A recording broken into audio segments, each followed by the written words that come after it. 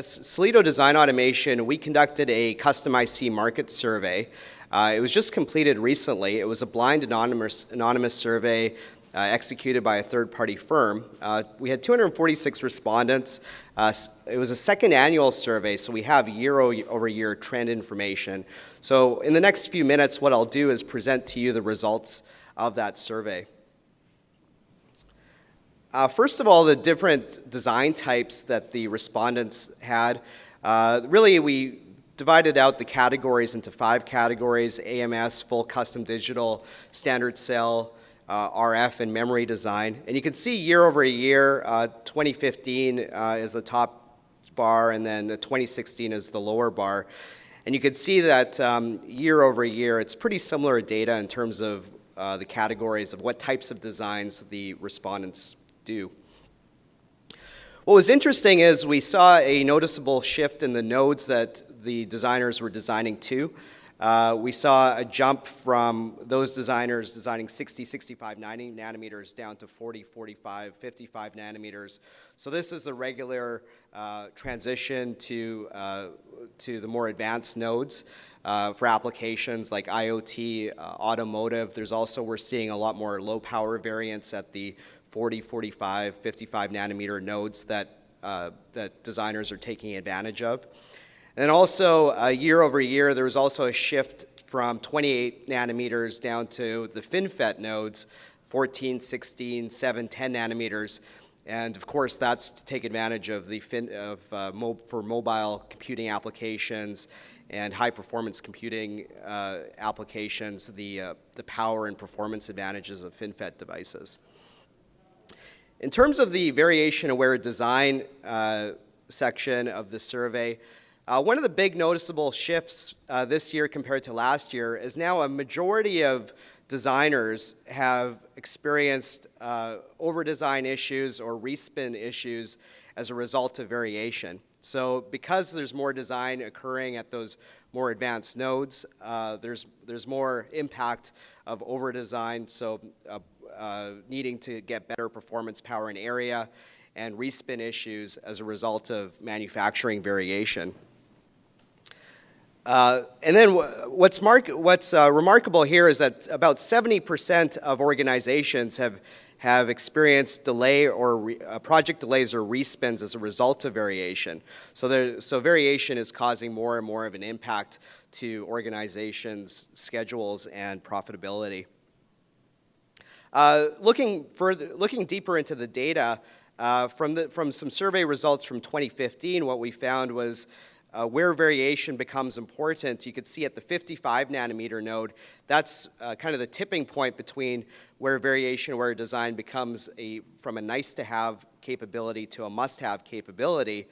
And now the majority of the designers from the survey are designing at 55 nanometers and below, 62%. So there's a correlation in the data between the data saying when variation-aware design becomes must-have and the fact that now the majority of respondents are designing at 55 nanometers and below. In terms of design improvement, 98% of respondents saw design improvement from variation-aware design tools. So the vast majority of designers are now, as a result of implementing variation-aware design methodologies, are seeing anywhere from major to minor improvements in their design flows. So making a big difference to organizations' capabilities. So that was the variation-aware design aspect of the survey. We also conducted a survey on SPICE simulation environments. In terms of how organizations are running SPICE, about half run it with a commercial environment, 24% run with SPICE standalone, and then 24% run it with both standalone and commercial environment. Organizations are large, so they run it in 2 different modes. It was interesting to note that 41% find it important that the same vendor provide both the environment and the simulation tool. So this gives the customers the opportunity to have the same vendor provide both the environment and the simulator. In terms of leadership perception, we divided it out into 3 categories, but you could see in terms of SPICE vendor usage, Cadence is number 1. essentially the same as last year. Synopsys number 2. Mentor declined from 30% usage last year to 23% this year, and otherwise the data was pretty much similar year over year. In terms of analog mixed signal, Cadence is still number 1, but their perception for technology leadership declined 3 points. Synopsys declined 6 points, whereas Mentor more than doubled their technology leadership. It's probably a result of the acquisition of Mentor's acquisition of BDA AFS simulation tools.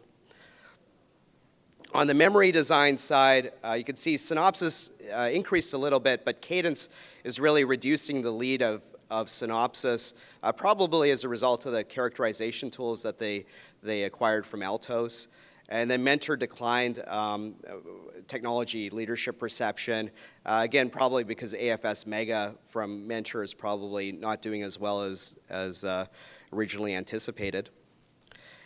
And then standard cell design, Synopsys is number 1, Cadence is number 2, and again, Cadence is gaining, whereas Synopsys is declining. And then Mentor and the other vendors are pretty much the same. And respondents who didn't pick a commercial vendor, memory design, 40% said that leadership is unknown or it's other. Standard cell, 29%, and AMS, 20%. So there's lots of opportunities in the SPICE simulation market for changes to happen. So that's a summary of the results from the survey that we conducted.